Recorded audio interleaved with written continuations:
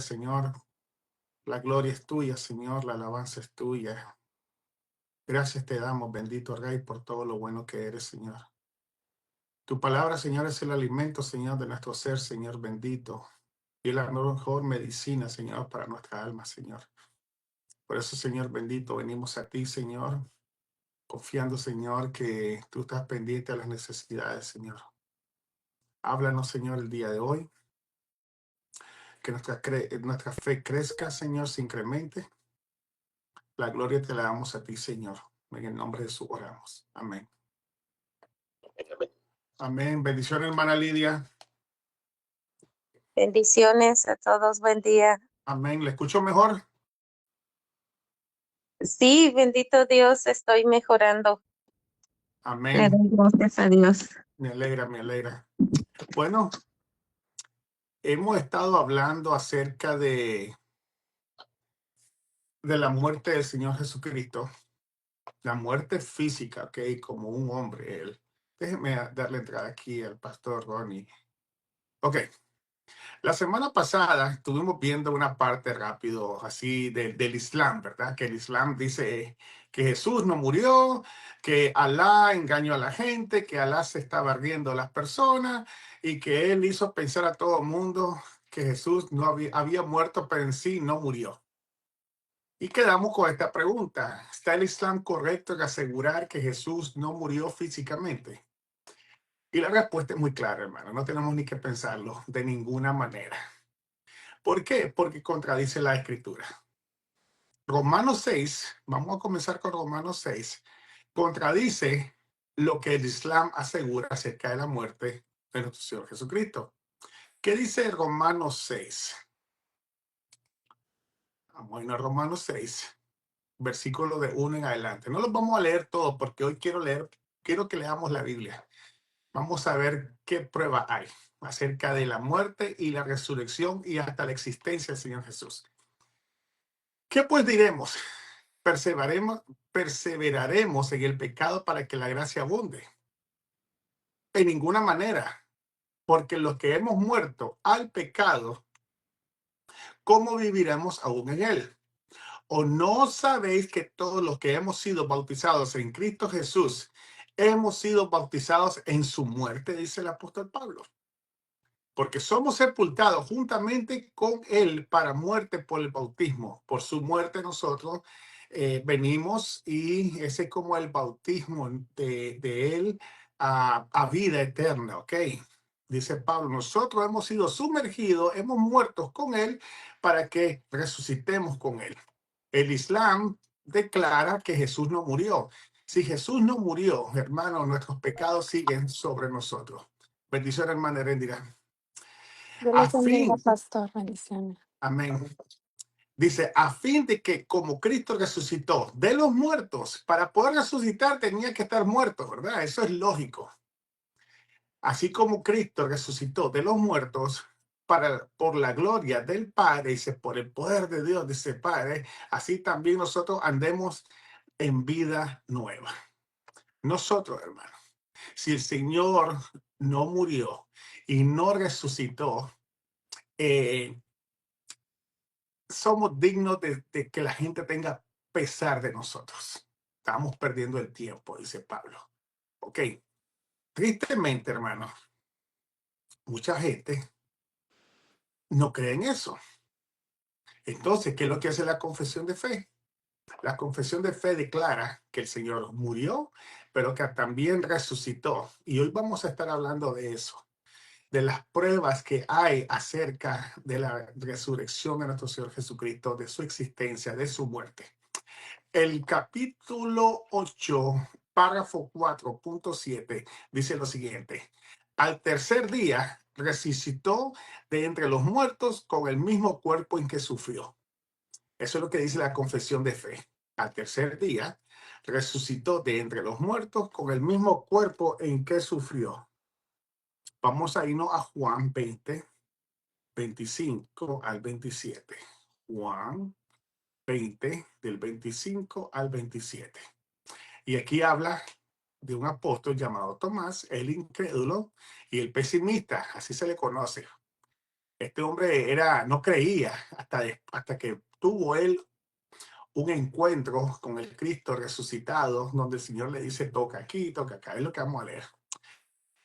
Pero Tomás, uno de los 12, llamado Didimo, no estaba con ellos cuando Jesús vino. Le dijeron pues los otros discípulos, al Señor hemos visto. Él les dijo, si no viere en sus manos la señal de los clavos y metiere mi dedo en el lugar de los clavos y metiere mi mano en su costado, no creeré, dice. Viene el Señor Jesús, se le presenta a Tomás 8 días después. Estaban otra de sus discípulos dentro y con ellos Tomás. Llegó Jesús estando las puertas cerradas y se puso en medio y les dijo, pasa a vosotros. Luego dijo a Tomás, pon aquí tu dedo y mira mis manos y acerca tu mano y métela en mi costado y no seas incrédulo, sino creyere. Entonces Tomás respondió y le dijo, Señor mío, Dios mío. Jesús le dijo, porque me has visto, Tomás, creíste, bienaventurados los que no vieron y creyeron. Imagínense, hermano, este hombre tuvo que experimentar, tocar al Señor Jesucristo físicamente. Escucha esa palabra, físicamente. Nuestro Señor Jesucristo resucitó con un cuerpo material glorificado, ¿ok?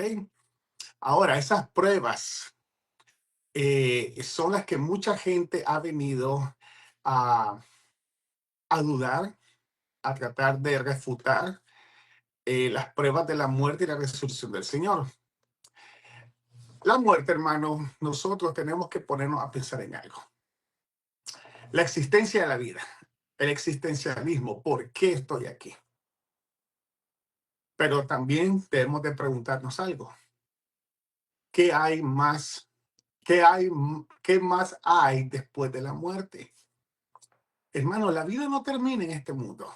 Tal vez termina materialmente, tal vez termina así entre las relaciones con nosotros, pero la vida en la eternidad es una realidad. Y el Señor Jesucristo, al resucitar de una manera física, Él nos muestra que hay algo más. El existencialismo que nosotros nos agarramos aquí físicamente, hermano, no es todo. Hay algo más real, hay algo más duradero, algo que es eterno, que es la vida eterna, y también está el castigo eterno, ¿verdad? Este hombre, me puse a leer acerca de este hombre, hermano. Ahí tengo un libro de él, se llama Simon Greenleaf. Este fue en los años del siglo XIX. Era un abogado muy bueno de la Universidad de Harvard. Y este señor comenzó lo que conoce como la apologética judicial. ¿Qué significa eso? Maneras legales de preguntarse o defender también el cristianismo. Este hombre era un cristiano, él era abogado y en ese tiempo, en 1800, el tiempo que él vivió, recuerde que estaba la teoría de las especies, estaba Darwin, había una pregunta acerca de la existencia del hombre, de dónde viene el hombre. Y este hermano, Simon Greenleaf, él lo que hace es levantar una defensa, ¿cómo sería? Una defensa judicial acerca de la fe. Hay un libro de él que se lo recomiendo mucho, se llama El Testimonio de los Evangelistas. Muy bueno. Lo ven en Amazon. El Testimonio de los Evangelistas. Y él da una prueba pericial. Pericial viene la palabra pericio, que significa alguien que está capacitado para presentar pruebas. Bendiciones, hermana Leti. Bendiciones, perdón por interrumpir. No se preocupe, alguien que está capacitado, que tiene la capacidad de presentar pruebas para defender o atacar, para probar acerca de la existencia de algo. Bendiciones, hermana Mari. Bendiciones. Este hombre, en este tratado, en este libro que se llama El Testimonio de los Evangelistas, él hace una defensa utilizando mecanismos legales. Y leamos esto, sí. Escuche bien. Al examinar la evidencia de la religión cristiana, dice, es esencial. Usted sabe que mucha gente pone a duda lo que es el cristianismo, lo que es la fe, la existencia de Dios, el porqué de las cosas, y tratan de venir y utilizando la naturaleza, utilizando muchas teorías, filosofías, utilizando muchas cosas para tratar de negar lo innegable, la existencia de Dios. Ahora, al examinar la evidencia de la religión cristiana, es esencial para el descubrimiento de la verdad que incorporemos a la investigación una mente libre, dice. No vengamos con presuposiciones, no vengamos con perjuicios, dice, sino que todo hagamos como que sea en el ámbito legal con una mente abierta y que las pruebas que se van a presentar acerca de la existencia de algo o del porqué de algo, nosotros la evaluemos con una mente abierta, dice, en la medida posible, dice. ¿Posible de qué? De perjuicios y abierta a la convicción, dice, si las pruebas son inerrantes, si las pruebas son contundentes, dice él, uno tiene que creer, ¿verdad? Porque hay gente que le puede presentar algo y ellos te niegan. No, dice, tú ven con un corazón abierto. Debemos estar dispuestos a investigar con franqueza, a seguir la verdad a donde quiera que nos lleve y a someternos, dice, sin reservas ni objeciones a todas las enseñanzas de esta religión, si se descubren que son de origen divino. El hombre mira, por ejemplo, el sol, la creación, y ustedes ya vieron cómo el hombre trata de apartar a un lado la existencia de un creador que se llama Dios. Ellos vienen y se la adjudican al Big Bang, se la adjudican a un proceso de evolución de los animales, todo eso. Y ellos tratan de negar lo innegable. Hermanos, todo lo que existe fue creado por Dios. Es perfecto, hermano. Y Él tiene dominio, el Dios creador tiene dominio sobre todas las cosas. La docilidad que la verdad filosófica exige de sus discípulos no es un espíritu de servilismo ni la sumisión de la razón. Dice, tú dices, y escucha, aquí donde mucha gente se equivoca, tengo fe y creo cosas que son ilógicas. Pero en este caso, dice, nosotros, dice, tenemos que tener no un espíritu de servilismo. Así dice el pastor, así dice el papa, así dice fulano, así dice sutano. No, dice, cada uno de nosotros tiene que tener su propio juicio y pensar y mirar las evidencias de una manera que nosotros mismos tomemos una decisión. Nada que tiene que venir por imposición o porque así me lo enseñó mi mamá o mi papá o así dice la sociedad. No, tenemos que evaluar todo a lo que es lógico. Si no, dice, una mente libre de toda soberbia de opinión, no hostil a la verdad buscada, dispuesta a proseguir la investigación, imparcial para sobrepesar los argumentos y las pruebas y aceptar el juicio de la recta razón. La investigación además debe llevarse a cabo con la seriedad que corresponde a la grandeza del tema, un tema cargado de consecuencias trascendentales para el hombre. Una vez más, el existencialismo. Si existe todo lo que nosotros podemos ver, hermanos, tiene que haber un creador detrás de todo. Tiene que haber alguien con una mente que solamente Dios la posee, que sea capaz de crear todo lo que existe y aún lo que no existe. Alguien, un ser perfecto. Y eso, nosotros tenemos que pensarnos que este Dios, este ser creador que llamamos nosotros Dios, ha dejado pruebas y también ha dejado algo en medio de nosotros, que es la conciencia, y nos hace reflejarnos en nosotros mismos acerca de la maldad interna de nosotros. Y si hay maldad externa y vemos que hay un creador, quiere decir que hay también una vida después de la muerte. Y no solamente eso, también hay un castigo para aquellos que no obedecen a ese creador de todas las cosas. Las consecuencias del pecado son trascendentales, hermanos. No solamente, sino nosotros vemos aquí físicamente, padecemos enfermedades. Padecemos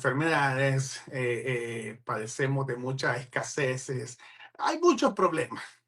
Se imagina Solo esto es temporal. ¿Cómo será haber pecado? ¿Cómo será el pecado que tiene es trascendentalmente eterna las consecuencias?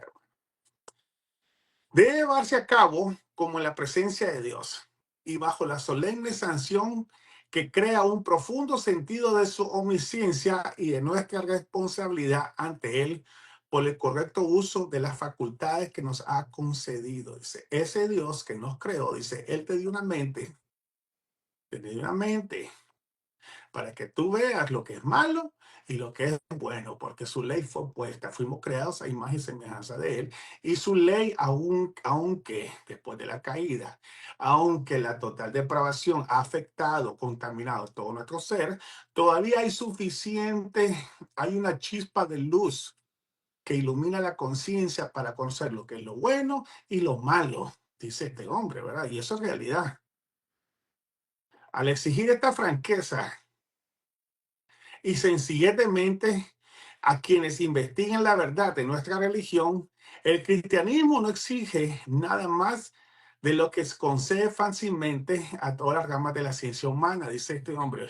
Dice, nosotros lo único que pedimos es, no estamos pidiendo un favor diferente a los demás. Dice, no, lo que nosotros pedimos como fe cristiana es que nos evalúen utilizando la misma medida o reglas que ustedes utilizan para investigar otras cosas.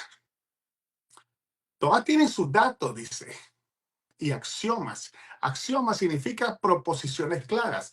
Por ejemplo, el oxígeno, no lo vemos, pero ¿qué hacen los científicos? Empiezan a investigar. El oxígeno está compuesto de estas partículas, de esto y tanto, y ya le dan un valor de que está hecho. Son gases, son esto. No lo vemos, pero ellos vienen de una manera investigativa. Ellos vienen y declaran la existencia de aquello que no se ve. Ahora el cristianismo. El cristianismo, hermano. Por ejemplo, la resurrección. El Señor no nos dice solamente crean por fe, sino que también Él da pruebas contundentes de que todo lo que este libro contiene es verdad. El Señor utiliza la historia, utiliza la geografía, utiliza ¿cómo se llama esto? La arqueología, utiliza muchas cosas, todo para llevarnos a un punto, que lo que dice este libro es verdad. ¿Ok? La fe cristiana, hermano, es una fe que está basada en el testimonio de Dios a través de la historia.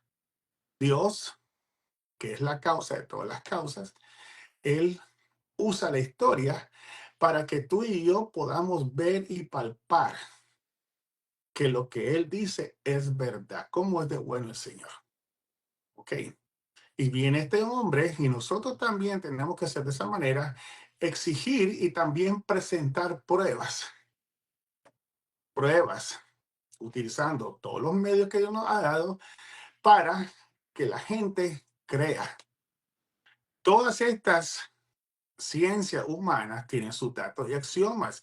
Y el cristianismo también tiene sus principios fundamentales, que son la historia.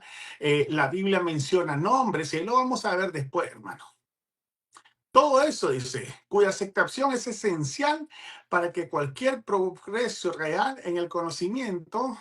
Déjeme darle entrada aquí a alguien que entramos tarde.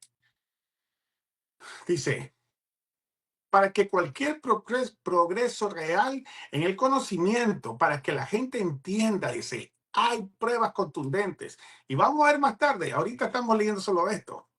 El presente propósito, sin embargo, no consiste en realizar un examen general de la evidencia del cristianismo, dice, sino en limitar la investigación al testimonio de los 4 evangelistas, sometiendo sus narraciones a las pruebas que se someten otras pruebas en tribunales humanos. Cuando uno va a una corte y viene la defensa y el abogado de la ciudad, del distrito que está en contra tuya, ellos presentan pruebas, presentan testimonios, traen las evidencias, traen muchas cosas para que el jurado venga y ellos, cuando estén hablando entre ellos, utilice todas las pruebas que han sido expuestas para que ellos lleguen a una conclusión. El cristianismo hace lo mismo. ¿Y cómo lo hace? Comenzando con la palabra. La palabra contiene nombres, contiene puntos geográficos, contiene testimonios de personas acerca de datos, acerca de también de sucesos muy importantes. El fundamento de nuestra religión se basa en hechos, comenzando cuál es el hecho más importante, el nacimiento del Señor, el ministerio del Señor, los milagros que hizo el Señor, la muerte y la resurrección del Señor. Esos son hechos donde nuestra fe se basa. Son cosas reales que sucedieron. Y esas son cosas que ocurrieron realmente y que fueron dadas a conocer por Dios como un testimonio de lo que estaba pasando y lo que Él ha dejado plasmado en su palabra, que Él inspiró a hombres, que eso nosotros creamos y que nuestra fe vaya creciendo de ahí. Nuestra religión entonces se basa en el crédito debido a estos testigos. ¿Cuánta gente no vio al Señor resucitado? ¿Cuánta gente no escuchó? ¿Cuánta gente a través de la historia ha venido a dar la vida por alguien que murió hace 2000 años? El día de hoy estamos viendo que hay gente que está siendo asesinada por testimonio. Son dignos de una fe ciega en los asuntos que relatan. Dice, una fe ciega es una fe que solamente no está basada en algo sólido. No, nuestra fe está basada, hermano, en testimonios, está basada en testigos, está basada en pruebas que sucedieron. Esta es la pregunta que se plantea en todos los tribunales humanos respecto a las personas que testifican ante ellos. Y nos proponemos comprobar la veracidad de estos testigos en las mismas reglas y de medios que allí se emplean. Dice, yo voy a traer, dice, como una corte, voy a poner todos los testigos, voy a poner las evidencias, voy a hacer una investigación profunda para que la gente tome nota y ellos hagan sus mismas conclusiones. ¿Cómo comienza la Biblia? El cumplimiento de las profecías, ¿verdad? El cumplimiento de las profecías son evidencias que se presentan también en esa sala de juicio. Dios viene y Él habla. Desde Génesis habla de que iba a venir un Mesías Salvador y habla de una manera alegórica de que este Mesías tenía que venir de cierta persona, iba a padecer, pero iba también a resucitar. Y empieza a desarrollarse eso. Todo eso son testimonios y al cumplirse todo lo del Antiguo Testamento en el Nuevo Testamento, a nosotros nos tiene que llevar a pensar, esto sucedió en realidad. Ahora, como en un asesinato, el asesinato es algo que no tiene límite o limitaciones de tiempo en una corte legal. Si alguien mató a alguien hace 30 años, esa persona, si se encontrada, si hay pruebas el día de hoy, es culpada porque mató a alguien. Asimismo sucedió con el Señor Jesucristo. Hay pruebas contundentes que aunque hace 2000 años, que la muerte del Señor Jesucristo fue real y su resurrección también. ¿Qué es lo que hace este hombre Greenleaf? Él viene y pone pruebas, testimonios. Y él comienza, todas esas pruebas se encuentran en la Biblia y en la historia también. Una fe persistente, hermanos. Una fe persistente que a través de la persecución de miles de millones de personas, de cristianos que han muerto por defender la fe, comprueban que el ministerio, la vida, la obra de este ser Dios hombre era verdad. Mucha gente puede vivir una mentira, hermanos, pero pocos están dispuestos a morir por una mentira, hermanos.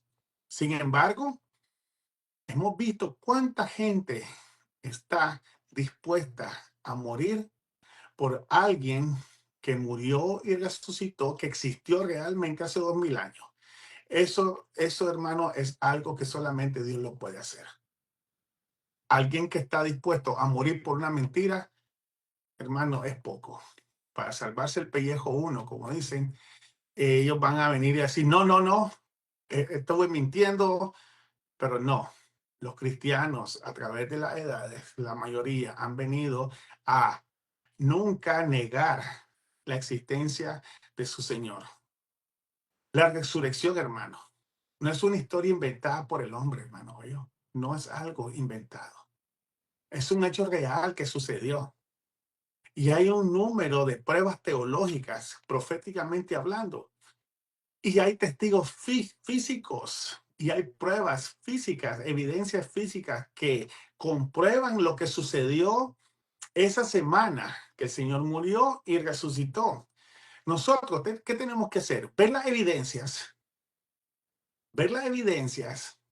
y darle gracias a Dios, porque nuestra fe está basada en cosas reales, hermanos. Dios, hermanos, y a mí me alegra esto, me hace sentir, hermano, gozoso.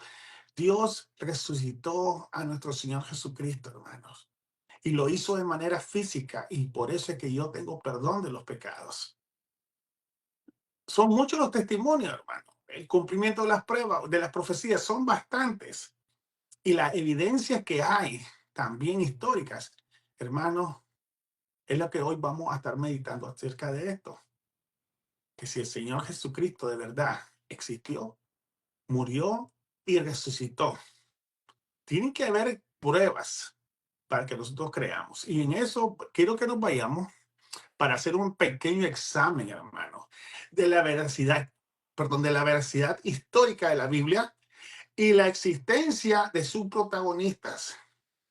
Como trasfondo de qué? De la existencia, la vida y la muerte de nuestro Señor Jesucristo. Y para eso vamos a irnos a Hechos 26, del 1 al 32. Váyase a Hechos 26. Hechos 26, del 1 al 32. Déjenme agarrar mi Biblia. Hechos 26. Vamos a ver ciertos argumentos históricos utilizando nombres de protagonistas que estuvieron en ese tiempo. Comienza el apóstol Pablo. Entonces Agripa dijo a Pablo, ¿quién es este Agripa? ¿Existió este hombre? Este hombre Agripa vivió entre el año 55 al año 100 después del Señor Jesús. ¿Ok? Este hombre, Agripa II, él era bisnieto, ¿sabe de quién? De Herodes el Grande. ¿Se acuerdan Herodes el Grande? Lo vamos a encontrar eso en Mateo 2. Mateo 2.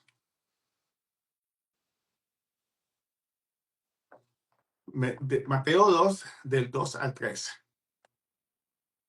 Perdón, del 1 al 3.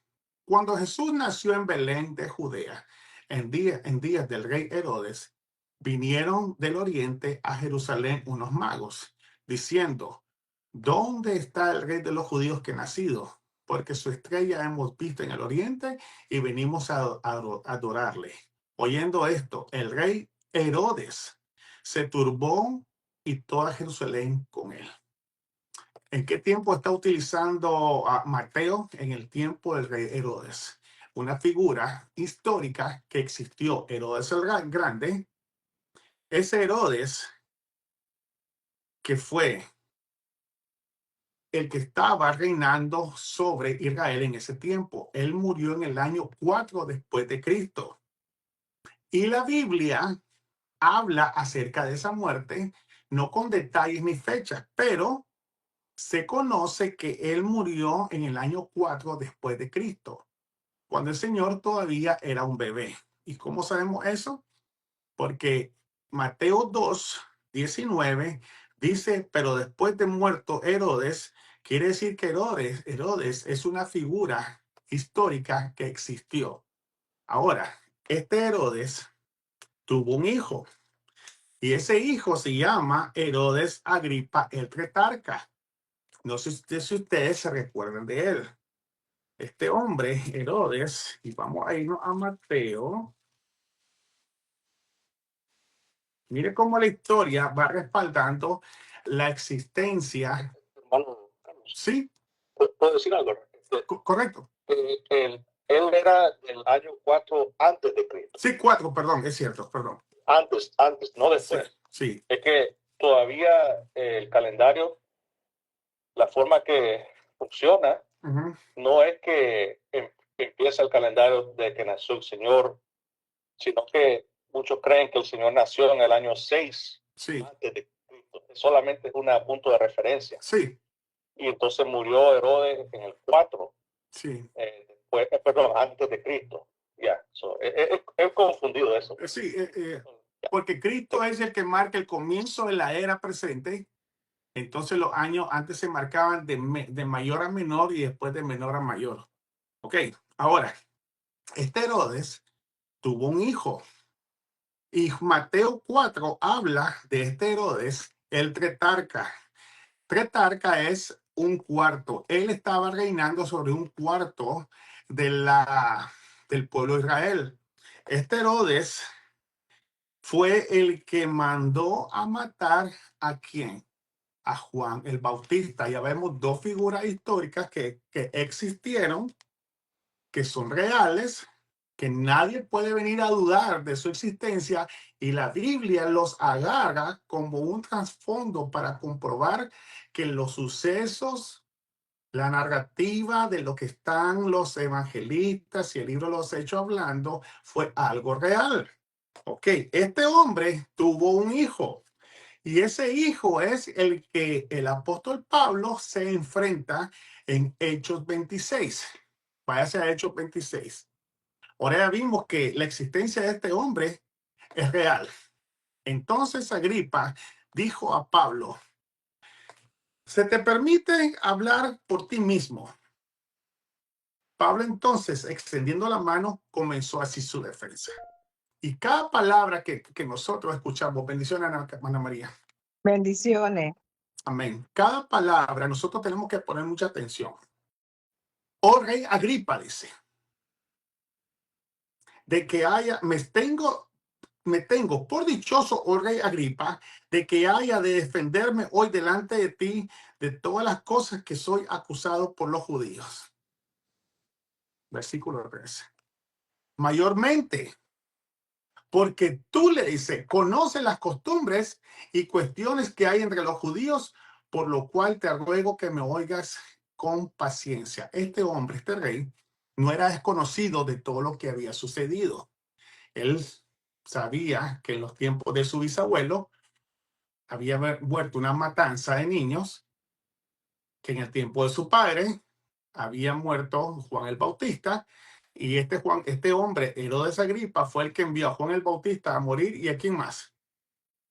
Al Señor Jesús. Ahora Pablo, yo creo que fueron como 30 o 40 años después de la muerte del Señor, Pablo se encuentra enfrente de este hombre, defendiéndose de las acusaciones que los judíos hacían en su contra.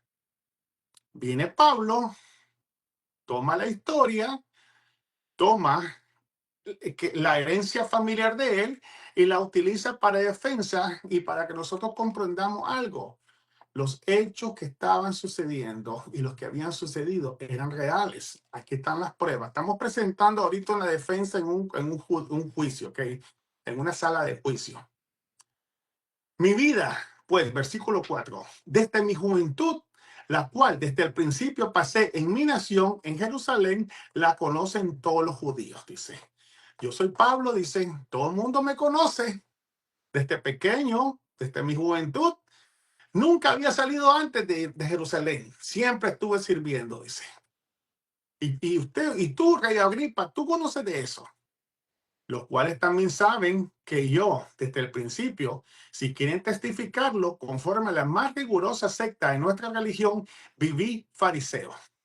Ahora Pablo hace mención de quién, de un grupo religioso que existía en ese tiempo. Y lo está haciendo como pruebas para decirle, Pablo, Agripa, yo no te estoy mintiendo. Y tú conoces bien esto. Ahora, aquí viene ya la defensa. Escuchen bien. Ahora, por esperanza de la promesa que hizo Dios a nuestros padres, soy llamado a juicio. ¿Cuál fue la esperanza que hizo Dios? Perdón, ¿cuál fue la esperanza de la promesa que hizo Dios a nuestros padres? ¿Qué está hablando aquí Pablo? Está hablando de la venida del Mesías que iba a morir para la resurrección de los muertos. Recuerden algo, él era fariseo. Y según los fariseos, iba a haber una resurrección de muertos. Entonces Pablo está utilizando la historia, está utilizando los profetas, está utilizando el mismo libro que ellos aman tanto, el Torá, para presentar defensa en el juicio en su contra. Y todavía les dice, tú sabes bien que nosotros los fariseos creemos en la resurrección de los muertos. Y esa es la promesa que Dios se había dado a Israel y que es la promesa que yo vengo a hablar ahora y por la cual yo estoy siendo juzgado, dice. Promesa cuyo cumplimiento esperan que han de alcanzar nuestras 12 tribus, que es la restauración, dice, la vida eterna, el perdón de los pecados, sirviendo constantemente a Dios de día y de noche. Por esta esperanza, oh rey Agripa, soy acusado por los judíos. El versículo 8 a mí me da risa. Es como que está él en el jurado, hablando con el jurado. Dice, ¿qué dice? Se juzga entre vosotros. Cosa increíble que Dios resucita a los muertos. Dice, si eso está escrito, dice. Van a creer ustedes, dice, que yo voy a venir a dar testimonio de algo de que Dios no ha dicho. Que los muertos iban a resucitar, que esa es la promesa de la vida eterna. Si los muertos resucitan, quiere decir que el pecado que había en la gente, en el pueblo, ya había saldado, y ese que saldó el pecado se llama Jesucristo. Eso es lo que le está diciendo. Ahora dice, versículo 9, yo ciertamente había creído mi deber hacer muchas cosas contra el nombre de Jesús de Nazaret. Mire bien cómo él va introduciendo las pruebas. ¿Qué es lo que hacía Pablo antes de conocer al Señor? Él perseguía a la iglesia. Y este Pablo no era un cualquiera, hermano. Este Pablo se cree que fue, o mejor dicho, él fue uno de los que pidió cartas para ir a perseguir. Él tomó personalmente la tarea de destruir a la nueva secta, los del camino. Y más adelante lo vamos a leer. La cual también hice en Jerusalén. Lo cual también hice en Jerusalén. Yo, dice Pablo, encerré en cárceles a muchos de los santos, habiendo recibido poder de los principales sacerdotes, y cuando los mataron, yo di mi voto. Yo estuve a favor, dice. Parece que él era parte del Sanedrín o estaba conectado de alguna manera con el Sanedrín. Y entonces cuando ellos decidieron, se reunieron aquellos, el Sanedrín, ellos dijeron, ¿saben qué? Vamos a tratar de destruir esta secta, vamos a matar a todos los seguidores de Cristo. Versículo 11. Y muchas veces, castigándolos en todas las sinagogas, los forcé a blasfemar. Y enfurecido sobremanera contra ellos, los perseguí hasta las ciudades extranjeras. Ahora viene Pablo, como dice el versículo 12, y empieza a relatar su conversión, a un testimonio personal de él. Ocupado en esto, dice, iba yo a Damasco con poderes y en comisión de los principales sacerdotes. Dice, yo iba, dice, armado con todas las herramientas necesarias para hacer pagar a aquellos que se habían levantado en el nombre de este Jesús de Nazaret, dice, y que estaban tratando de socavar, dice, la nación con esas enseñanzas de ese falso Mesías. Cuando a mediodía, dice, en el mediodía, dice, en el tiempo donde están, del día donde todo el mundo puede ver, dice, oh rey, yendo por el camino, vi una luz del cielo que sobrepasaba el resplandor del sol, dice, alguna luz, dice, que vino y me dejó ciego, dice, el cual me rodeó a mí y a los que iban conmigo, dice, no solamente lo vi yo. Dios hizo algo ese día sobrenatural que lo vi yo y que lo vieron los que iban conmigo, dice. Y habiendo caído todos nosotros en tierra, oí una voz que me hablaba y decía en lengua hebrea, Saulo, Saulo, ¿por qué me persigues? Dura cosa te es dar cosas contra el aguijón. Y yo entonces dije, ¿quién eres, Señor? Y el Señor dijo, yo soy Jesús a quien tú persigues. ¿Qué año era este? Él era año 40, algo así. ¿Qué había sucedido? Ya Jesús había muerto,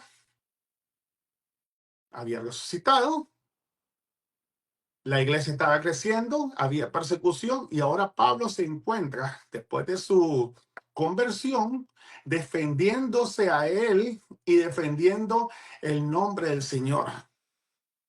Pero levántate y ponte sobre tus pies, porque para esto es aparecido a ti, para ponerte por ministro y testigo de las cosas que has visto y de aquellas en que me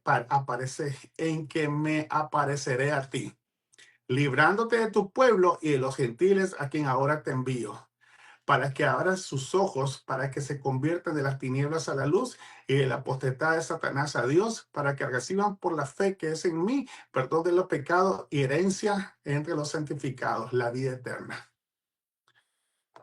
Dice Pablo a Agripa. Agripa, todo el mundo me conoce. Todo el mundo sabe que yo era una persona que servía la ley, al Sanedrín, que amaba a mi nación y todo. Pero algo pasó en mi vida, dice. Y eso tiene nombre, se llama Jesucristo.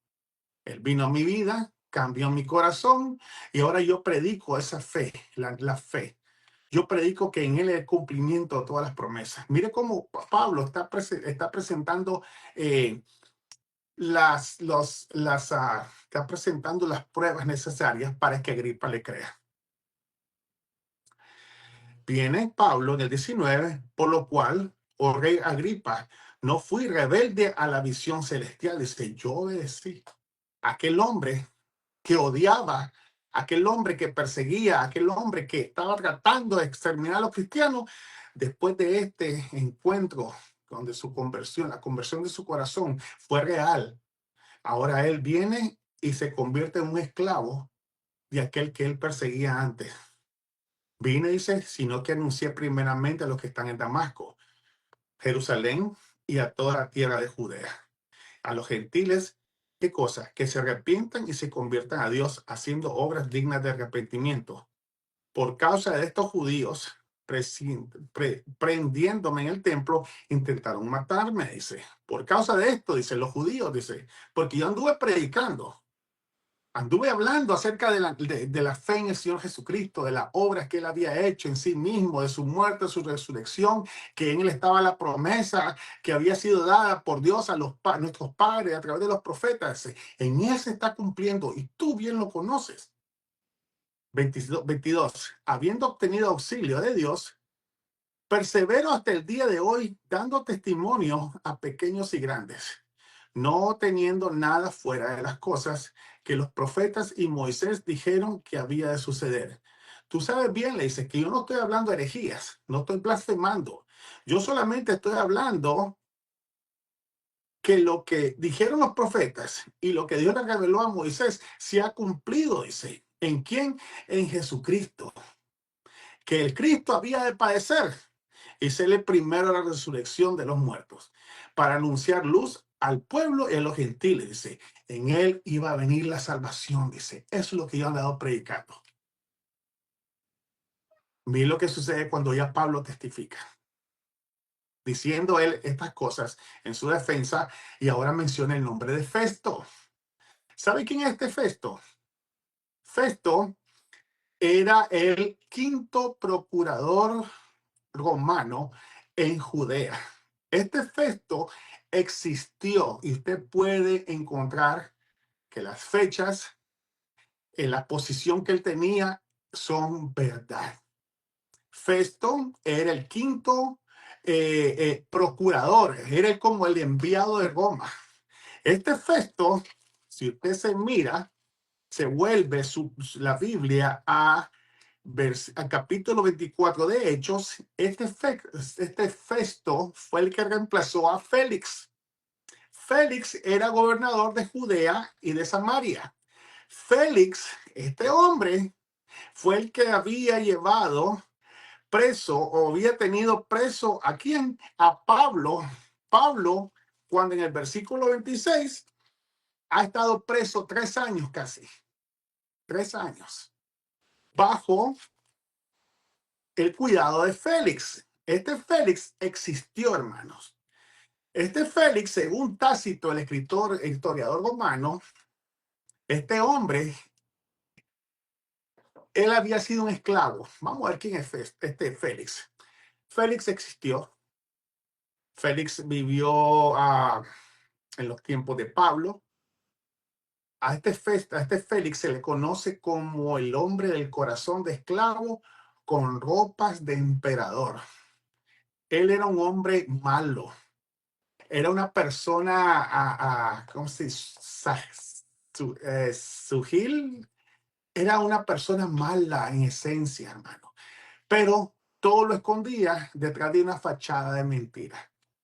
Este Félix, dice el versículo 24, que él detuvo a Pablo. Lo estuvo ahí porque había un complot de parte de los judíos que sucede en el 23 y que los judíos querían matar a Pablo. El versículo 23 al 16, en el capítulo 23, versículo 16, habla que a Pablo lo echaron preso y que lo querían matar. Y viene el hijo, la hermana de Pablo. Pablo tenía una hermana y esta hermana tenía un hijo que era el sobrino de Pablo y ellos eran ciudadanos romanos. Quiere decir que este muchacho se va a apelar a Félix, el procurador romano, y le pide que cuide de este hombre que lo querían matar los judíos, de Pablo. Ahora viene, mire, estamos viendo el trasfondo histórico. Toda esta gente existió, hermano. Y el libro de Hechos relata lo que sucedió. Este Félix viene, hace un juicio. Y en el capítulo 24 de Hechos, dice que él llamó y llegó alguien ahí, Ananías. Este Ananías era el que era el sacerdote y él llegó con un tal Tértulo. Estos hombres vinieron y empezaron a atacar a Pablo y en el versículo 5 se le conoce a Pablo como el cabecilla de la secta de los nazarenos. Todos son nombres, hermano. Estamos en una corte judicial. Y todo esto estamos dando estos nombres ¿para qué? Para que veamos la existencia de esta, como para probar la existencia, la honestidad que hay en la Biblia utilizando personas, lugares para presentar la defensa, que sí existió, sí sucedió todo esto. Ahora, cuando volvemos al versículo 26, váyase nuevo 26, capítulo 26, versículo 24, dice que diciendo él estas cosas en su defensa, Festo, el procurador romano que había sustituido a Félix. Félix estuvo como 2 o 3 años como procurador de la región de Judea y Samaria, y después vino Festo. Festo viene y se hace cargo del preso Pablo, que ha estado en la cárcel 2 años. Y viene Festo al escuchar cómo él defiende lo que está haciendo de una manera histórica, teológica, y está acudiendo al corazón, está apelando al corazón y a la ciencia, al conocimiento de la religión judía de Agripa. Viene al escuchar todo esto, le dice, ¿estás loco, Pablo? Le dice, las muchas letras te han vuelto loco. Mas Pablo le dijo, no estoy loco, excelentísimo Festo, le dice, sino que hablo palabras de verdad y de cordura. Dice, yo estoy utilizando, dice, lo que Agripa conoce acerca de la ley, la historia de nuestro pueblo, de nuestra nación. Tú eres romano, tú no conoces esto, pero Agripa sí lo conoce. ¿Y cómo sabemos eso? Por el versículo 26. Pues el rey sabe estas cosas, delante de quien también hablo con toda confianza. Dice, yo como judío y él como judío, él tiene conocimiento, aunque este Agripa no era judío 100%, era judío romano, pero él conoce, tiene conocimiento de nuestra cultura, de nuestra religión. A él es que yo estoy apelando, dice. Porque no pienso que ignoras nada de esto, pues no se ha hecho esto en algún rincón, dice. Yo no he venido, dice, tratando de ocultar algo. Yo estoy poniendo las pruebas sobre la mesa acerca de la esperanza de la nación y de los gentiles en la resurrección, que iba a venir el Mesías. Tú, Félix, tú, Festo, que reemplazaste a Félix, tú no conoces de esto, pero él sí lo conoce. 27. ¿Crees? Mire bien esto. ¿Crees, oh rey Agripa, a los profetas? Y le dice, yo sé que tú crees, dice. Tú conoces, dice. Tú sabes lo que yo estoy hablando es real. 28. Entonces Agripa dijo a Pablo, por poco me persuades a ser cristiano, le dice. Mire bien, el testimonio que Pablo había dado acerca de la fe en Cristo Jesús, utilizando argumentos históricos, utilizando las mismas leyes, las revelaciones proféticas, utilizando también su testimonio personal como judío, habían hecho que este hombre, por poco, pero no llegó ahí, fuera persuadido para ser cristiano. Viene Pablo, le dice, quisiera Dios que por poco, por mucho, no solamente tú, sino que todos los que hoy me oyen, fuiseis hechos tales como soy yo, excepto en cadenas. Le dice Pablo, ¿cómo quisiera que el testimonio, dice, de lo que yo he dado, del cumplimiento de las promesas en Cristo, cómo quisiera yo y que mucha gente también, dice, fueran librados del pecado? Cuando él le dice que fueran hechos tales como yo, le dice, que me libraran del problema más grande que hay, que tú sabes cuál es, que es el pecado que hay en uno.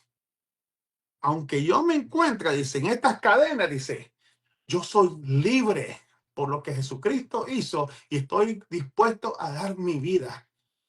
Y este es el cumplimiento de lo que los profetas, Moisés y que toda la nación estaba esperando, pero no lo quisieron aceptar, lo mataron, él resucitó y ahora esto nadie lo va a parar, dice. Cuando había dicho estas cosas, se levantó el rey y el gobernador y viene menciona ahí Berenice. Mire cuántas pruebas, cuántos nombres da el escritor Lucas en Hechos para comprobar que lo que estaba sucediendo era una realidad. Berenice era hija de Herodes I. Quiere decir que era hermana de Herodes Agripa. Berenice, escuche bien, Berenice casi se convierte. Ella estaba escuchando. Casi se convierte. ¿Existió Berenice? Sí existió. Fue una princesa judía. ¿Y sabe dónde murió esta mujer? Murió en la erupción del monte Vesubio en el año 79. Quiere decir que Berenice existió. Ananías existió. Agripa el segundo existió. Agripa el primero existió. Herodes el Grande existió. ¿Qué más pruebas tiene que dar Pablo, o mejor dicho, la Biblia, de la existencia del Señor Jesucristo, de la existencia de Pablo, de que todos los hechos que aquí están sucediendo son verídicos? Cuando dicho estas cosas, se levantó el rey y el gobernador y Berenice y los que habían sentado con ellos, y cuando se retiraron aparte, hablaban entre sí diciendo, ninguna cosa digna ni de muerte ni de prisión ha hecho este hombre. Dice, las pruebas que este hombre ha traído nos están mostrando, dice, históricamente, bajo la ley, que este hombre es inocente, no está haciendo nada malo. Entonces no lo podemos nosotros culpar o declarar culpable y matarlo. No, dice. No.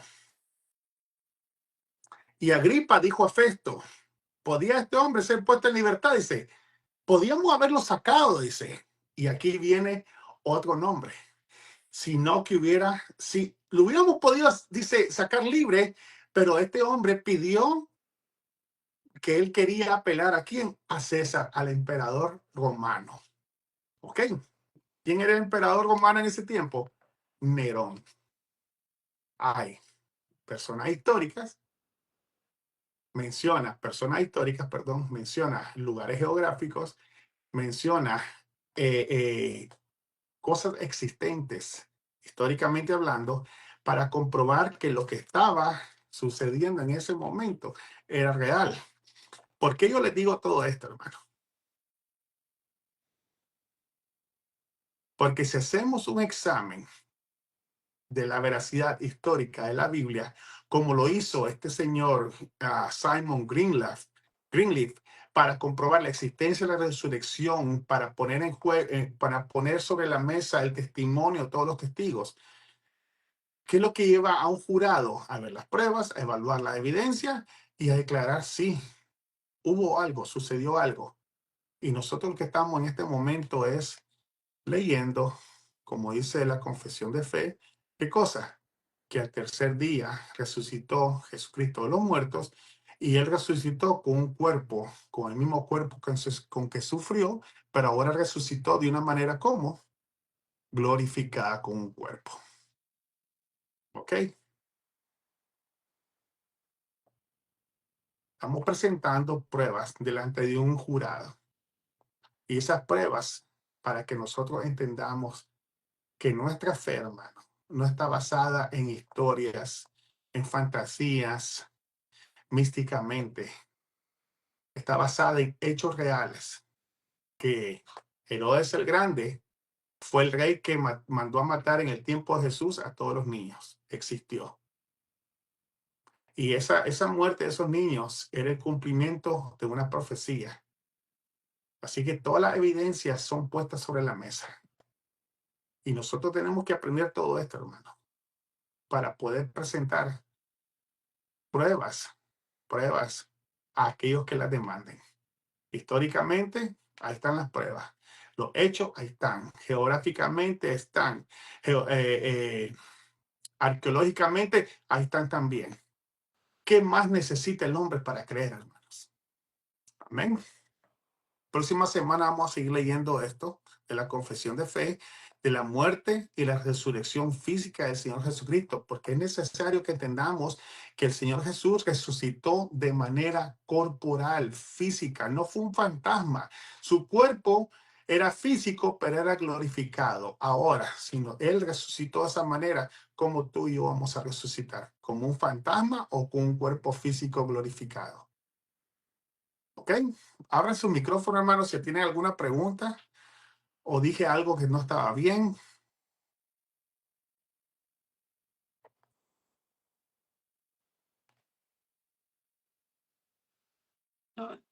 Buenas, hermano.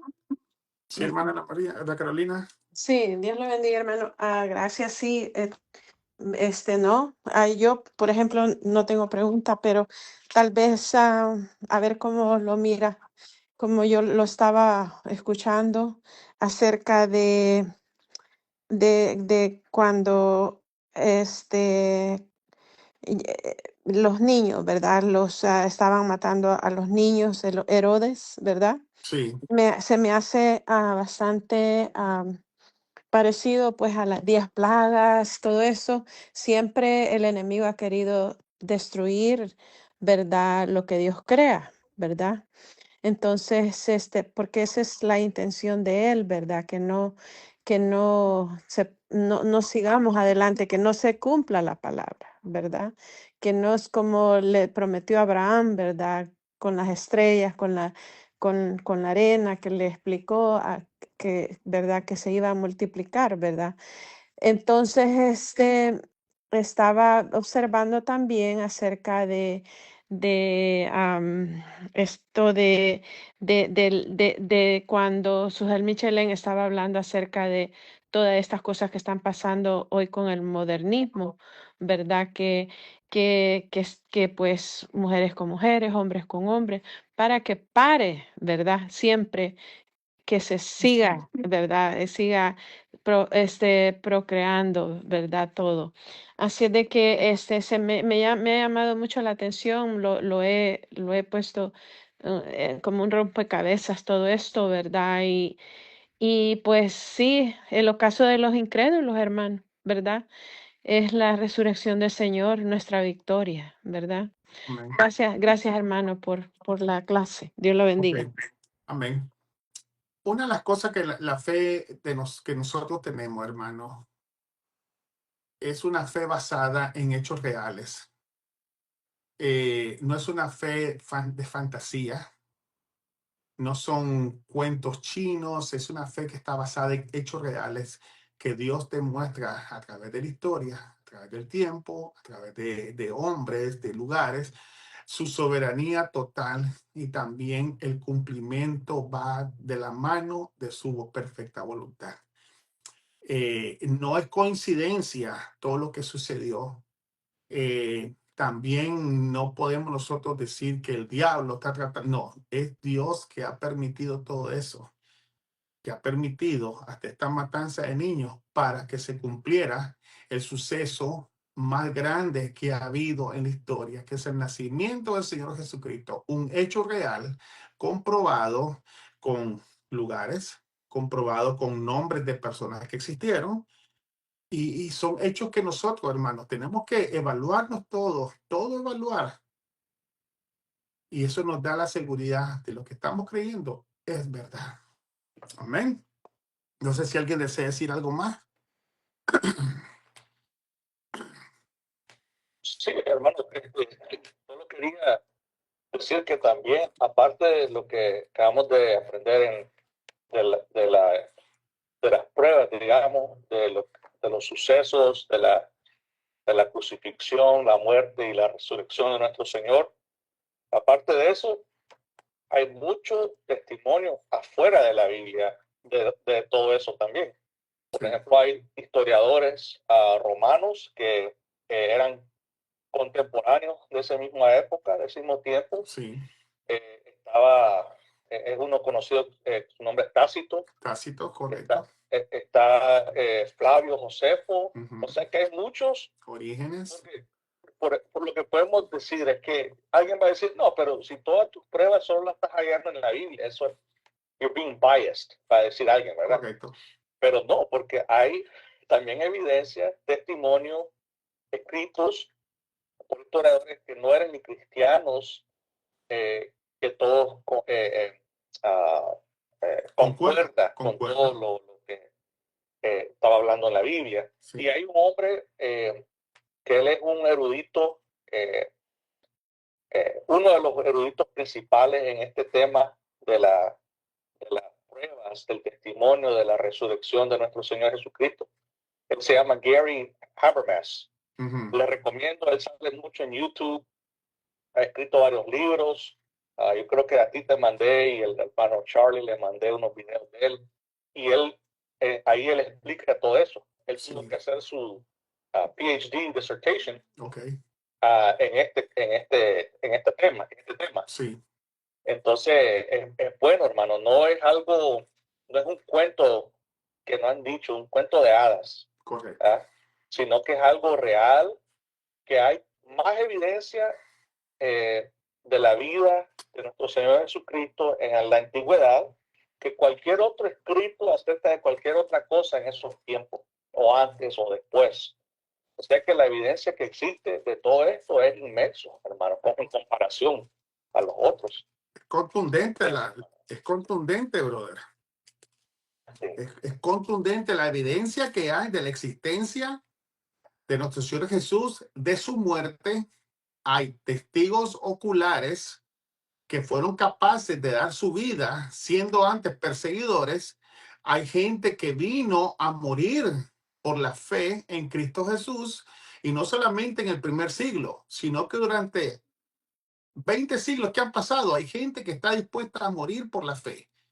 Nadie va a morir por una mentira.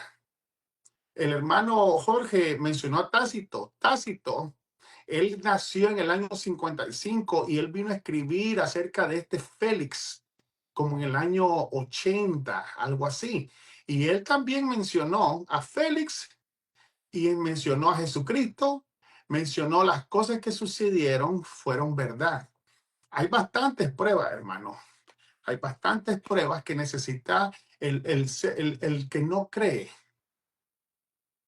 evaluarlas con un corazón, con una mente abierta, sin perjuicios, para poder ellos venir y entender que Cristo, hay un hombre, se llama, ¿cómo se llama, Jorge? Bart Herman, ¿verdad? Bart Herman. Sí, Bart Ehrman. Ese hombre era cristiano, era pastor, si no me equivoco, y ahora es ateo y no cree. Pero él dice algo, sí, Jesús existió y murió, pero hasta ahí llega. Él se queda como Agripa, casi me convence si me hago cristiano. Algo pasó en el corazón de este hombre que él mira las evidencias, asegura, sí, es verdad lo que sucedió, pero no llega a creer. Démosle gracias a Dios que Dios ha puesto las evidencias y también ha puesto que esas evidencias se hagan vida en nosotros, hermanos. ¿Ok? Ahí donde vemos la soberanía de Dios en la salvación.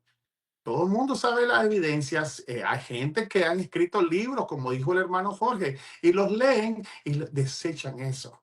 Démosle gracias al Señor que esa evidencia, que todo lo que nosotros ahora hemos recibido, lo creemos, porque el Señor, en su voluntad perfecta, decidió salvarnos, hermano.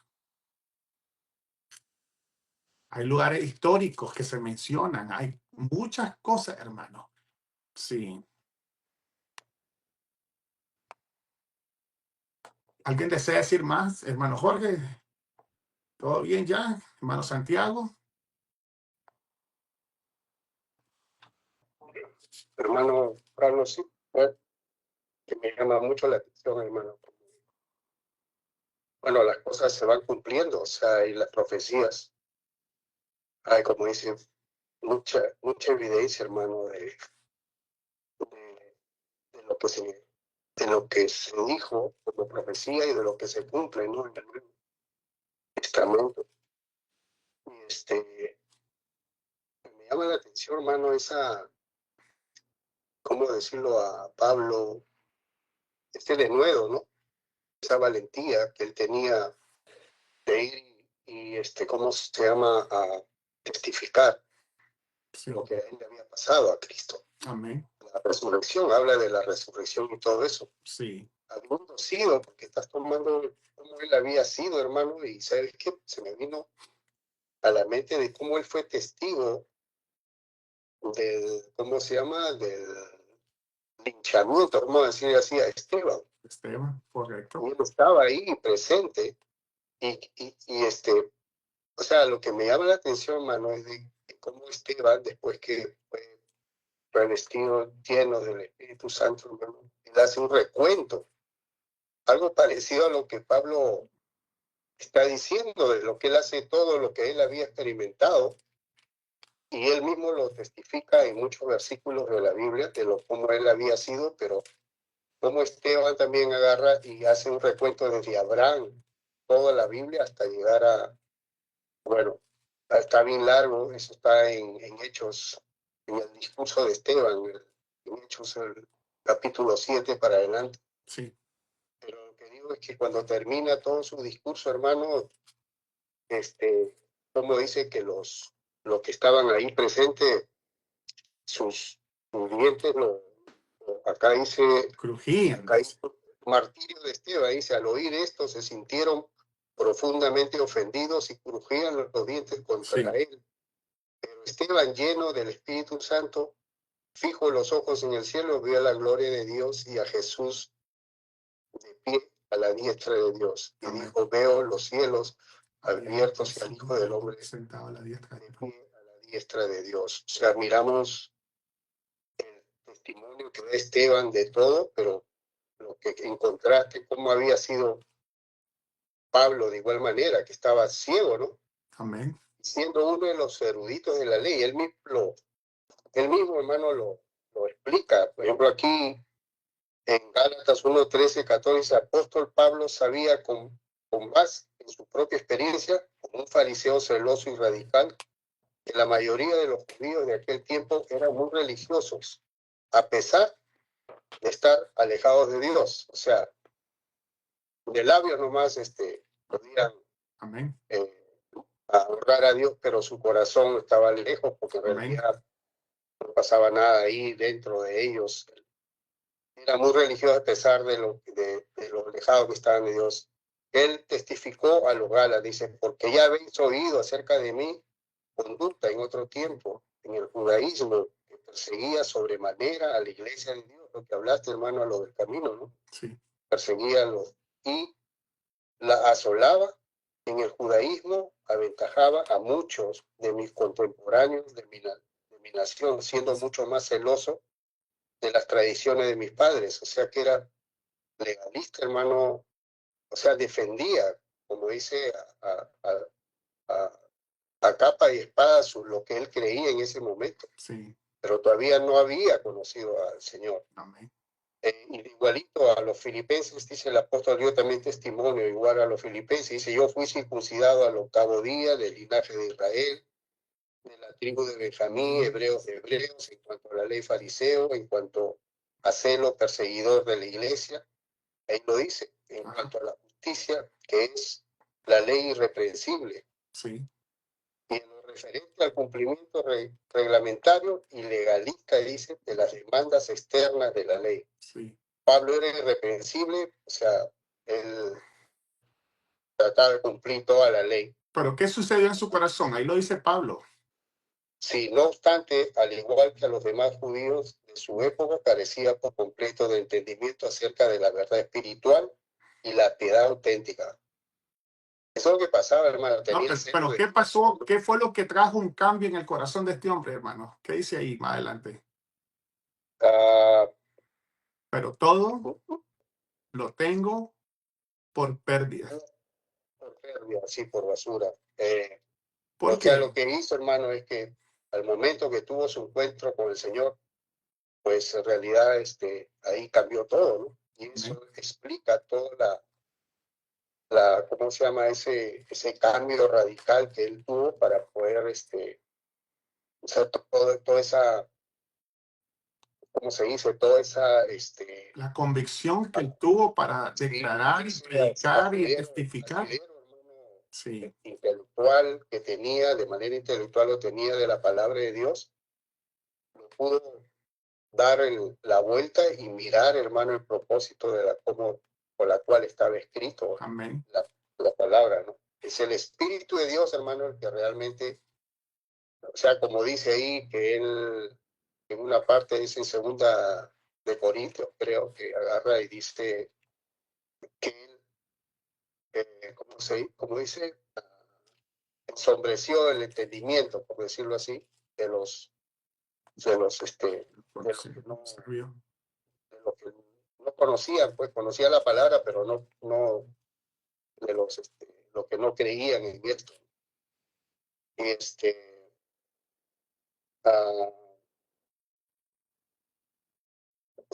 sin la guianza, hermano, de lo que es el Espíritu de Dios, no podemos dar testimonio de nada. Amén. Y eso es lo que ocurrió realmente en la vida de Pablo al De momento Pablo de su y de Pedro y de miles de hermanos. todos Sí. nosotros, hermano, lo que podemos testificar ahora, los que Sí. conocieron al Señor, y es a través de su Espíritu el que nos dio esa vida, ¿no? Amén. O sea, por eso dice en Romanos 8, dice porque lo que era imposible para la ley, Dios lo hizo a través de por cuanto éramos débiles en nuestra carne, ¿no? Amén. Amén. Dios lo hizo a través de su Hijo Jesucristo. Amén. Pero en el versículo 2, hermano, de Romanos, él dice,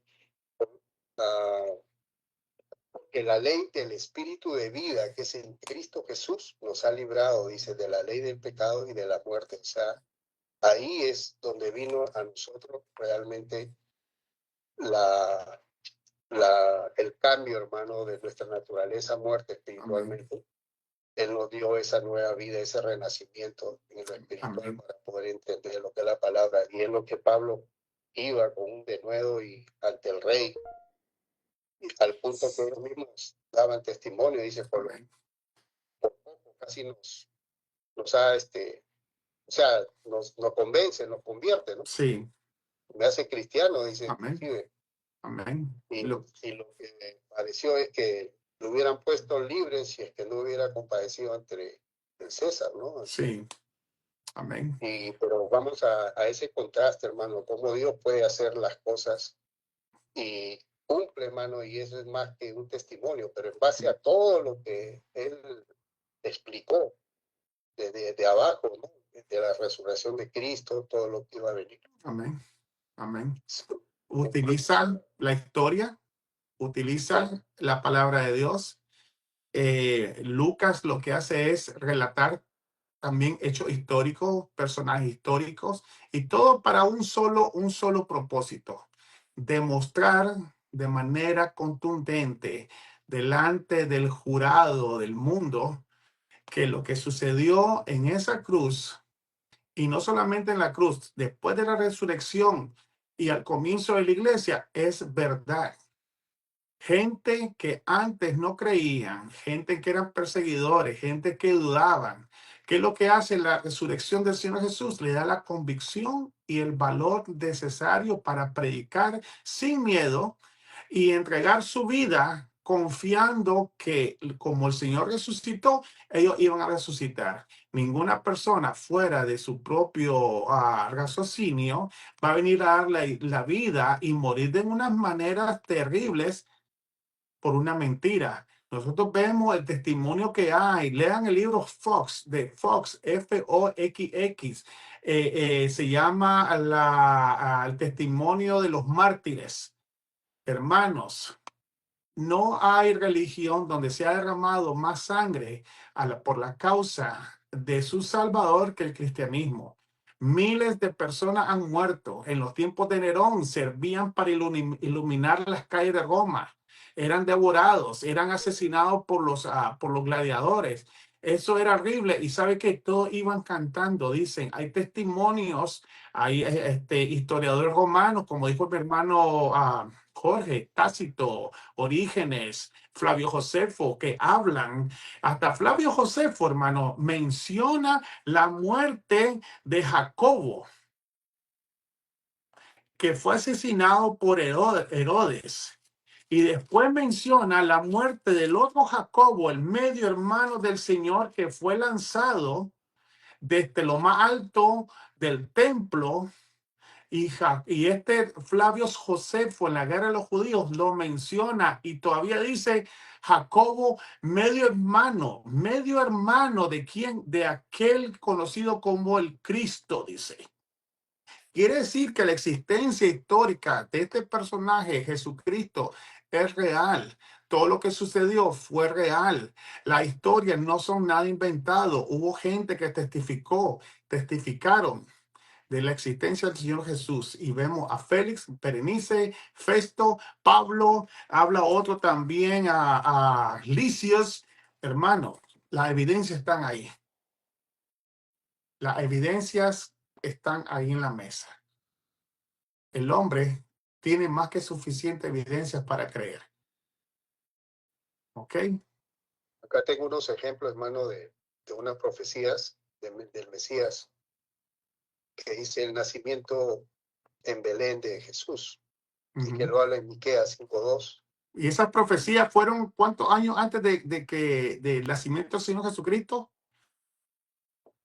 No te podría precisar. Casi 600 a 700 años, hermano. Ya 600, 700 años antes de Cristo, y lo dice en Mateo 2, capítulo 2, 1 al 2. También dice el nacimiento de una virgen, que le habla en Isaías 7:14, y que lo podemos ver en Mateo 1, 16 al 25. Correcto.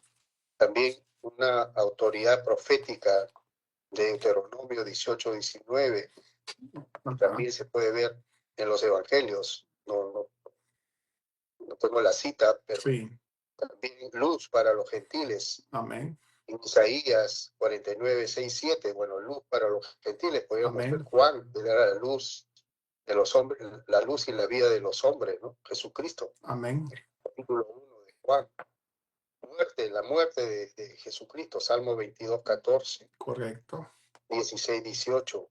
Y también ahí podemos ver en los evangelios, hermano, la muerte en los 3 evangelios sinópticos, inclusive Juan. Podemos ver eso. Amén. Bueno, pruebas hay más que suficiente, hermano. Hermano. Pruebas hay más que suficiente.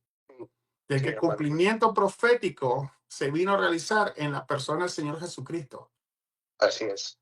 Así También es. hay pruebas históricas donde los personajes existieron, fueron reales, los lugares existieron, fueron reales, ciudades geográficas existieron, también arqueológicamente hay pruebas, También. y todo eso Dios lo orquestó para poder poner a la persona de Jesucristo como el centro de toda la revelación. Mira, hermano, el cristianismo es simple. ¿Ok? Puede ser que tenga mucho, pero al final siempre te va a llevar a algo. Jesucristo es el Salvador. Porque Él es el centro de todo. Él es el centro donde gira toda la historia. Ahora, en el siglo XV, en el siglo XVI, sucedió otro. Martín Lutero, imagínense. Cómo este hombre se vino a poner en contra de la organización religiosa más asesina que ha habido. Con más poder, con más control, y él tuvo el valor. ¿De dónde salió ese valor? Viene de Dios. La convicción que Dios le dio a este hombre de pararse enfrente y luchar y oponerse a la enseñanza solo puede venir de Dios, sinceramente. Yo no sé usted, hermano, si usted se va a parar por una mentira y estar dispuesto a que lo maten. Yo no, hermano, sinceramente no. La hermana Ana Carolina me envió un video de hermanos en China, en los años 80, cómo ellos claman a Dios, cómo se han enamorado de Cristo y a escondidas. En Siria están siendo ahorita martirizados muchos hermanos de nosotros. En todo el mundo musulmán están muriendo. La persecución aquí en América está comenzando, hermano.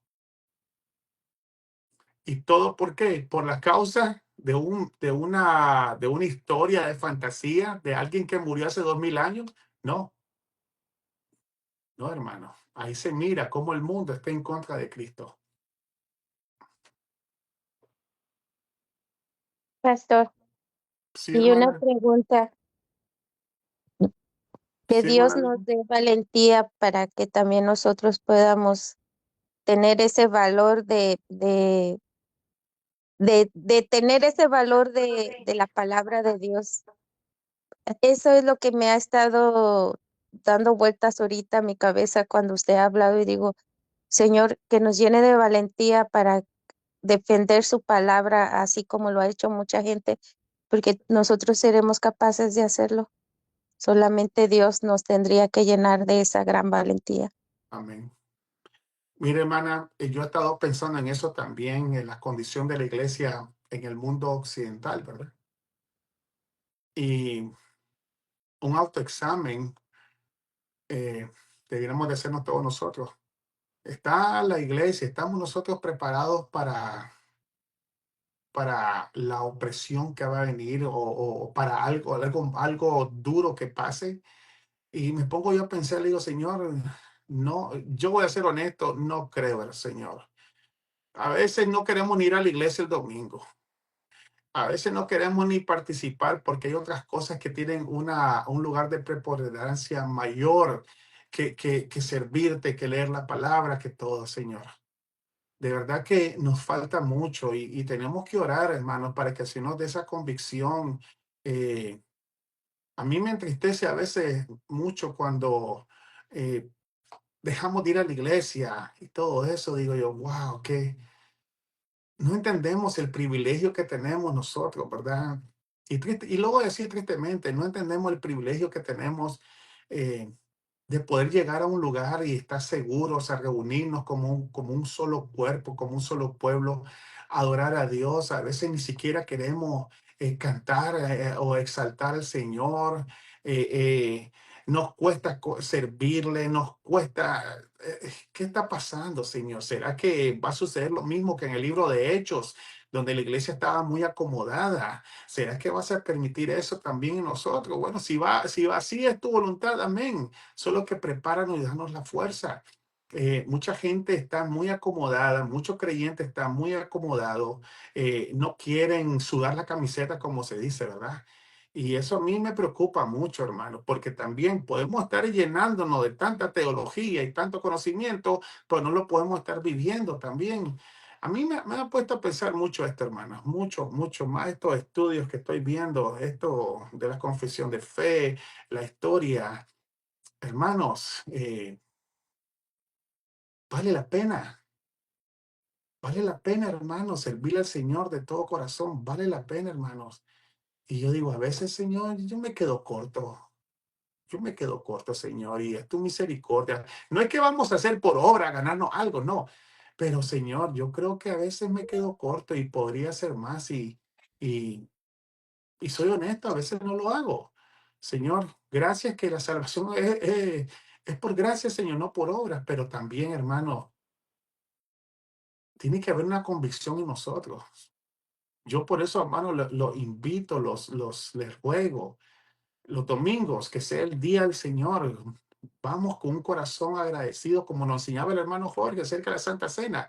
Vengamos unidos con gozo, hermano, a exaltar al Señor. Ese día, hermano, es el día de Él.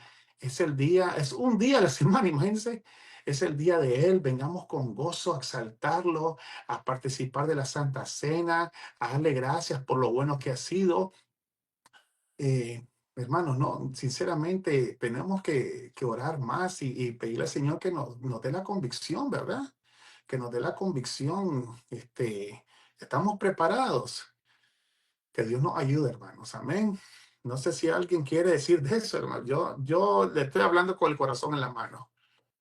Y esta es la condición de toda la iglesia en América. He estado viendo yo gente iglesias grandes, grandísimas, de miles de personas que solo van detrás de la bendición material, económica, pastores, entre comillas, que son payasos, ¿verdad? Llevan trenes, saltarines y bailando música del mundo y utilizando temas del mundo para ganarse las almas. Digo yo, wow, qué tremendo, ¿cómo está la iglesia? Ah, no sé usted qué piensa de esto también, hermano, sinceramente. Definitivamente, hermano Carlos, existe mucha apatía. Esa es la realidad. Amén. Ahorita usted mencionó algo de la cena del Señor que hemos estado aprendiendo. Y la cena del Señor es otra clara evidencia de la existencia de nuestro Señor, porque Él fue el que la instituyó y lo hacemos en memoria de Él. Imagínense, ¿de cuándo ha venido en su iglesia recordándolo, haciendo esa memoria? ¿Me entiendes? Entonces es una clara evidencia y la más contundente es la tumba vacía. Amén. Es lo que estábamos viendo en la lección pasada. Sí. La tumba vacía, hermano. Amén, hermano. Amén, amén. Sí. No sé si alguien desea decir más, si no, vamos ya a orar y a darle gracias a Dios y examinémonos nosotros mismos, hermano. Y se lo digo con mucho respeto y amor. Examinemos a nosotros mismos. No sé si alguien desea decir algo, si no, vamos a orar. Amén. Sí, pastor, nomás como un final comentario, ¿verdad? Para cerrar. Que esto del que el Señor, todas las evidencias apuntan a que es inevitable dudar de la resurrección, es algo absurdo e inevitable pensar contrario de las evidencias y que todo esto fue cierto. Y eso nos debe de darnos un temor enorme sobre la doctrina, sobre guardar la doctrina de nuestro Señor, porque pues, si tenemos la certeza de que Él vive, ¿cómo nos atrevemos a, como dice ahorita, no está basado en fantasía, no son cuentos chinos, no es una fantasía, estamos en la verdad y tenemos la evidencia de que es verdad. Y da tristeza ver cómo, porque yo lo oí de un predicador una vez, me dijo, yo no entiendo cómo es, porque estaba hablando en contra de las falsas doctrinas en la iglesia. Una de ellas, la que más atacaba era la de la prosperidad. Y decía, me gustó mucho esa frase que digo, yo no entiendo cómo de todas las religiones del mundo nosotros tenemos la certeza en nuestros labios y queremos convertir la verdad en una fantasía, predicando barbaridades y haciéndola un cuento de fantasía. Y yo siento que, sabiendo que tenemos un Dios que en realidad murió y resucitó y está entre nosotros, eso nos debe de impulsar y dar temor a cuidar la doctrina, cuidar la enseñanza y no desviarnos de su palabra, porque el equivalente es, para dar un ejemplo, es como, por ejemplo, si mi vecino se va de vacaciones un mes y aprovecho que se va de vacaciones para convertir su casa en en un negocio, lo que sea, aprovecho que no estás en su casa y utilizo su casa para otra cosa, y cuando regrese, que no me pongo a pensar, un día va a regresar mi vecino, le va a llamar a la policía y me voy a ir a la cárcel por abusar de su casa. Y ese es un ejemplo nomás para entender que su palabra y su doctrina es verdad y es de él. Amén. Y tenemos que cuidar de no desviarnos de su verdad, porque está vivo y nos ve que nosotros, si nos desviamos, si empezamos a creer cosas que no son, va a haber cuenta de eso. Entonces, Amén. el hecho de que no es una fantasía, sino una verdad, Amén. debe ser de impulso de entender que tenemos responsabilidad delante de Dios. Amén. Sí, debe de haber temor en nosotros, hermanos, no solamente cuando enseñamos, sino también cómo recibimos y cómo vivimos lo que estamos aprendiendo. No sé más qué decir, no sé si ahora, si ese ya el último comentario, si vamos a orar o alguien desea decir algo más. Amén. Dios es bueno, hermanos, Dios es bueno. Yo, hermano. Pero nomás recordar, hermano, el convivio del domingo también. Oh, sí, mañana, hermanos, recuerden que es la coinonía del mes. Un segundito, hermana Mari. Gracias. Mañana, recuerden, es la coinonía del mes. Hoy a las 7 no va a haber grupo en el hogar de los hermanos Jason, Mari y Charlie, porque los varones tenemos nuestra reunión mensual. Hermanos, participen. Si no tiene la dirección, puede buscarse el hermano Santiago Robles. Él les va a dar la dirección y a las 7 de la tarde, ¿ok? Sí, hermana Mari. Sí, hermano, pues muchas gracias por el estudio. Nos quedamos sin palabras, así con la boca abierta y como el Señor hablándonos siempre, ¿verdad? Por medio de su palabra, siempre hablándonos al corazón y haciéndonos pues reflexionar, ¿verdad?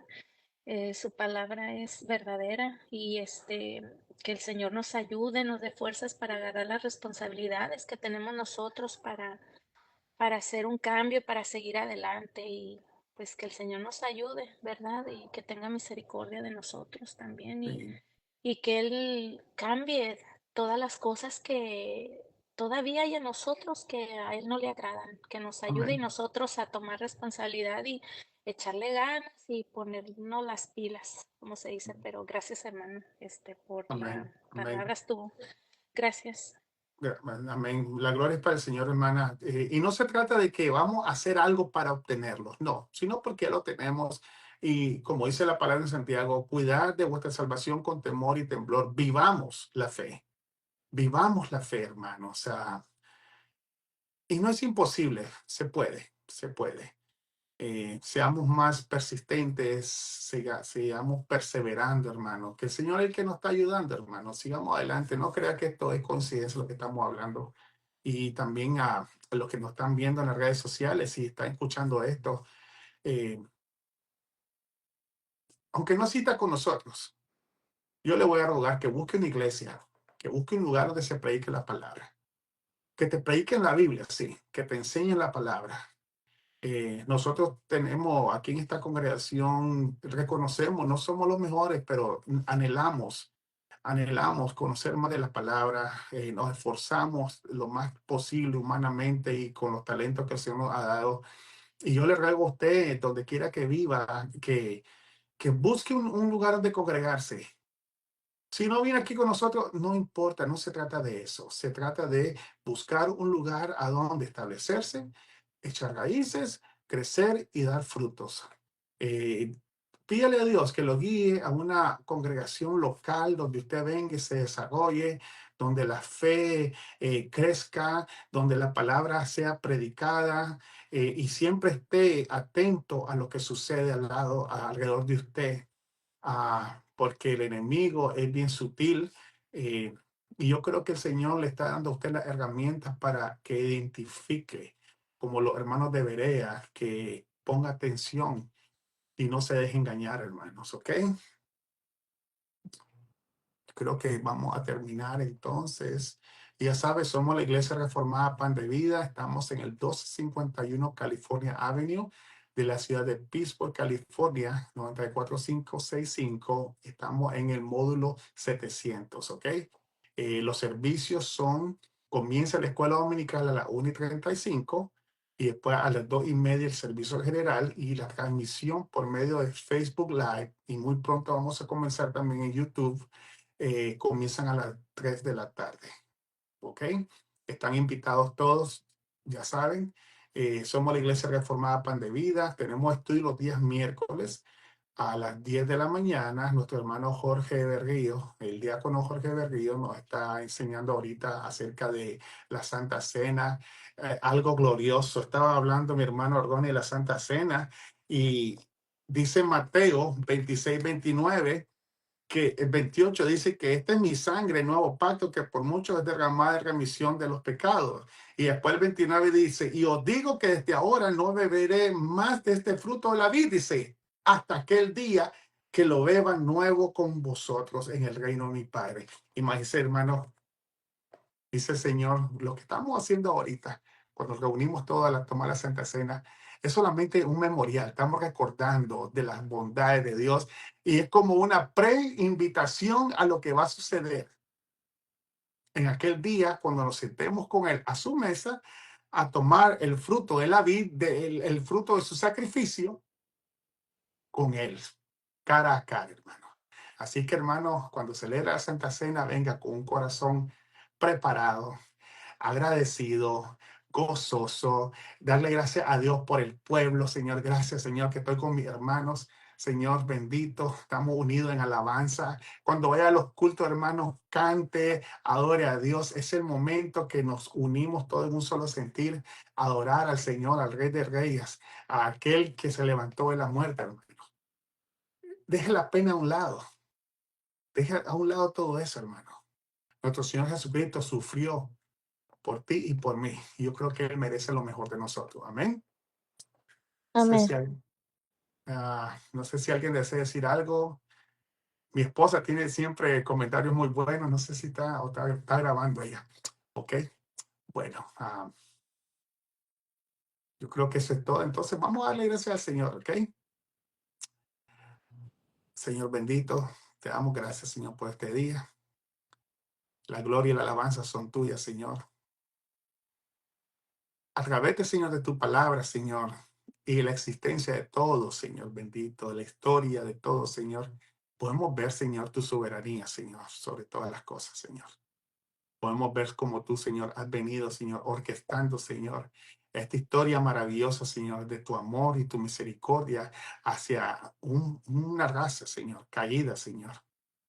Una raza, Señor, que ha fallado en tu contra, Señor, pero hemos visto cómo tu misericordia siempre ha estado ahí presente, Señor, y se reveló de una manera contundente en la muerte y la resurrección de nuestro Señor Jesucristo.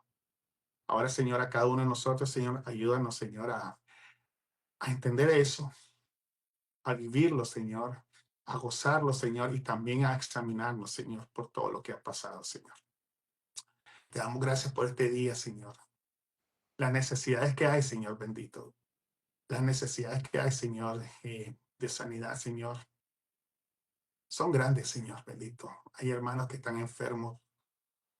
Hay personas que están muy enfermas, Señor, y necesitamos, Señor, que tú, Señor bendito, tengas misericordia de ellos. Y estamos siempre clamando, Señor, por milagros, Señor. Amalia, Señor bendito, En Los Ángeles, la madre de nuestro hermano Ronnie, Señor, está enfermita, Señor, y los doctores no han dado un buen resultado, Señor, pero confiamos que tú la vas a seguir fortaleciendo, que esa fe, Señor, que tú has puesto en ella, Señor, se va a incrementar, Señor. Dale paz a sus hijos, Señor, fortalece a su familia, Señor. También nuestro hermano Manuel, Señor, sigue, Señor, él perseverando, Señor, en medio de la aflicción que está pasando con la enfermedad que tiene. Su vida está en tus manos, Señor. Igualmente, Señor, que te damos gracias porque la mejoría de Lidia, Heréndira, Señor bendito. Y los demás hermanos que se han mejorado, que han estado enfermos, Señor. Gracias te damos porque has velado por ellos, Señor, y sus familias, por Stephanie también. Seguimos orando por Rogelio, Señor. Por Rogelio, Señor bendito. Seguimos orando por Gilberto, por Elizabeth, por mi esposa, por mí, Señor bendito. Que tú obres conforme a tu misericordia, que sabemos son nuevas cada mañana. Y también, Señor, una oración por toda la congregación, Señor. Ayuda a que esta congregación, Señor, se une con convicción, Señor, a seguirte, Señor. Ayuda, Señor, a aquellos que están sirviendo, Señor, a servirte con integridad, Señor, y con sabiduría y con gozo, Señor. El que sirve en la puerta hasta los que está predicando ese día, Señor, que lo hagan con una integridad, Señor, honrando tu santo nombre, Señor, honrando tu palabra siempre, Señor. También, Señor, pedimos por los matrimonios de la congregación, Señor bendito, que hay necesidad bastante, Señor. Ten misericordia, Señor bendito. No permitas que el enemigo se salga con la suya, Señor, que crea amor entre las parejas, entre los esposos y las esposas. Paciencia, Señor, sabiduría en el trato, Señor. Ayuda a los varones a ser diferentes, a las hermanas también, Señor, que seamos un buen ejemplo para nuestros hijos, Señor. Y ayúdanos, Señor, a seguir adelante, Padre. Y te pedimos que bendigas a todos aquellos que están conectados, Señor, en este momento. No sabemos su necesidad y tú los conoces, Señor. Tú conoces sus nombres, sus apellidos, dónde están, sus necesidades, Señor.